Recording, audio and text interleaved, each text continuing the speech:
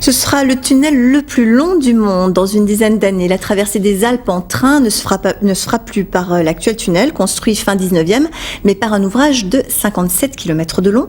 Plus de camions avec des marchandises plus lourdes pourront l'emprunter. Une aubaine pour le fret, un domaine où la Suisse est déjà en avance.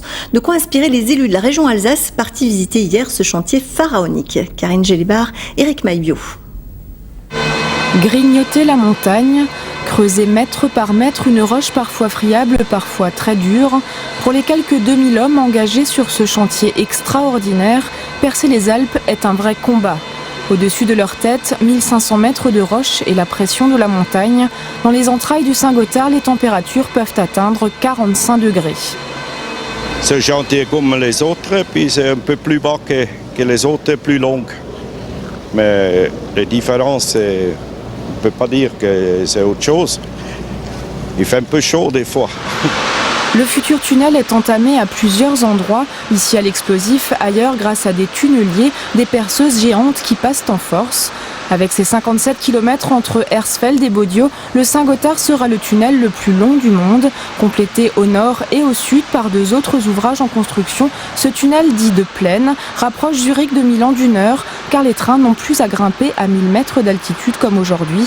Ces explications intéressent au plus haut point les élus alsaciens venus en voisin visiter le chantier, car avec un tel ouvrage, la Suisse et ses chemins de fer CFF se rendent indispensables à l'Europe du rail en contrôlant l'axe nord-sud. On est au milieu de l'Europe depuis toujours, c'est pourquoi les CFF étaient toujours très internationales, soit aux voyageurs, soit aux marchandises. Voyageurs, on était le premier, était lié avec les TGV, déjà depuis des années 80.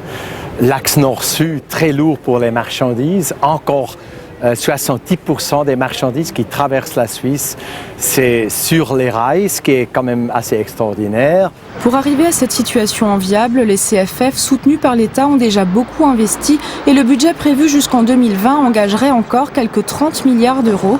Une politique volontariste régulièrement encouragée par des votes populaires dont pourrait s'inspirer la France qui reste un élève médiocre en matière de ferroutage. En France, on est trop insulaire, c'est-à-dire qu'on croit qu'on est seul au monde et qu'il n'y a rien autour de nous. On voit les choses par morceaux, année après année, on fait des bouts, mais on ne sent jamais, on ne donne pas assez de sens justement à ce qu'on veut faire. Là, en l'occurrence, on a la démonstration, il faut du temps, mais qu'on aboutit à améliorer considérablement le problème de transport et l'effet sur l'environnement.